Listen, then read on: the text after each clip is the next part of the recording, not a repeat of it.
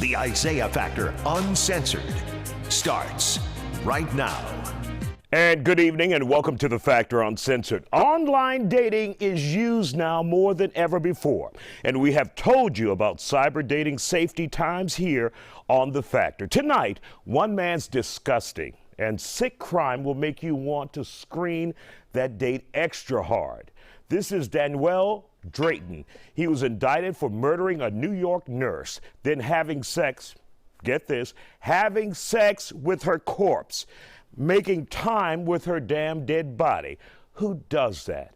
He met the woman on Tinder, a very popular dating app that's used by millions. Drayton was arrested in California, where he was found holding another woman captive in a hotel room. Drayton's criminal history includes violence against women. When it comes to the nurse, prosecutors say he coerced her into a date after meeting her on Tinder while he was in prison and she was in the free world. He's accused of beating and strangling her to death. Drayton's crimes lead investigators to the question if he was a serial killer behind other murders. I mean, this is a very gruesome crime, very gruesome individual. Not only does he have an extensive violent criminal history, he's evidently a necrophiliac as well. It's just sad, like you said, that he could potentially be a potential serial killer, because as we all well know, people like him are very good at hiding their victims. This was just one of the cases that he wasn't able to hide, evidently. And then even if he hasn't killed, doesn't have a bunch of victims that he's killed, I could almost bet the farm that this guy has raped and sexually assaulted women all over this country, and a lot of it's gone unreported. Yeah, likely. Maybe they didn't have his real identifying information, but that gets us to the topic at hand now when we talk about these dating apps. Now, there are rare opportunities or rare chances that you will run into someone like this, but men and women both need to be careful out there when you're dating these people on these apps. They could take advantage of you, not just financially, but like in this case with Mr. Drayton, possibly kill you. Absolutely. And one of the biggest problems is that the people that utilize these dating apps, they leave their safety up to the dating app, and you can't do that. Mm-hmm. I mean, there are too many things available right now that can that allows anyone to conduct even a limited background check on any individual. I have an extensive history in national security background checks, and even with TLAC, I've been in discussion with some of my former colleagues about what it would take for us to develop a product or a system that people could just come to our website if they had questions about an individual, enter the information, and get that limited background information, particularly as it pertains to their criminal history. Are we vetting people enough that we may meet on these different apps? Obviously, a cursory Google search won't get the job done. Right. Especially if they're not using their true identifying information, or you really don't know who this person is. So what advice would you give specifically women out there who may be using these apps to stay away from these crazy ass men that may be looking to take advantage of them? Exactly.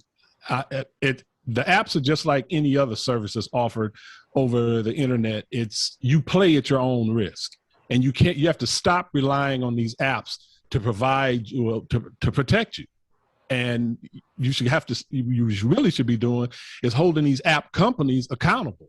Mm-hmm. They should be doing at least some type of limited background investigation. We've talked about this before as it relates to rideshare drivers. They should be doing some kind of background check to not only check for the person's criminal history, but first and foremost, verify their identity.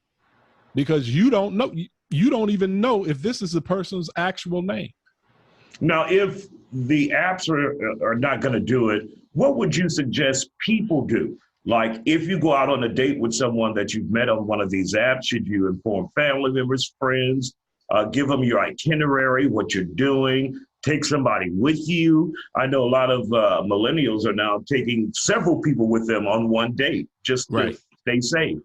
Right. Well, first and foremost, don't ride with the person you just met off of the app. You should meet at a neutral location, and you should have some type of exit strategy in case things go wrong.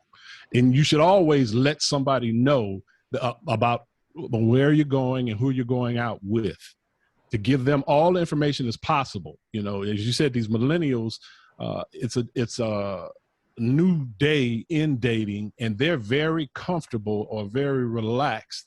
And as I said before, taking these dating apps at their word, and you can't afford to do this. Yeah, it depends on your life and your survival. Unfortunately, this nurse in New York is now dead.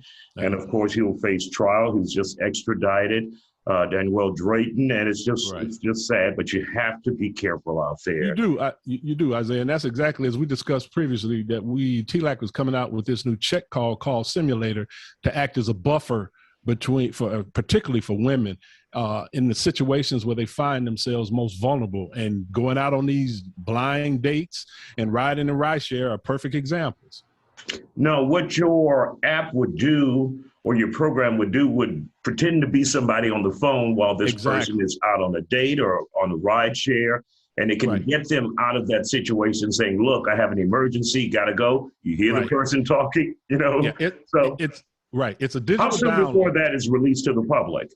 It's ready now. You just go to our website and click on our online offering, and then you download it's a digital download. You download the audio files. There are 20 different audio files that cover all kind of situations, from staying in a hotel, the business travelers, women who are traveling by themselves, ride share, bad date, and we even attach one for women who live alone and they might have service repairmen coming to their homes, and they just might not feel that comfortable with the man being in the house and them by themselves. So they can simulate that they're having a conversation with a concerned male who's on his way home as well.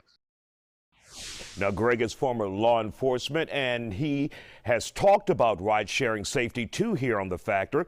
That discussion is up online right now on Fox 26 Houston's YouTube channel. Just go to Isaiah Factor Uncensored section on YouTube for Fox 26.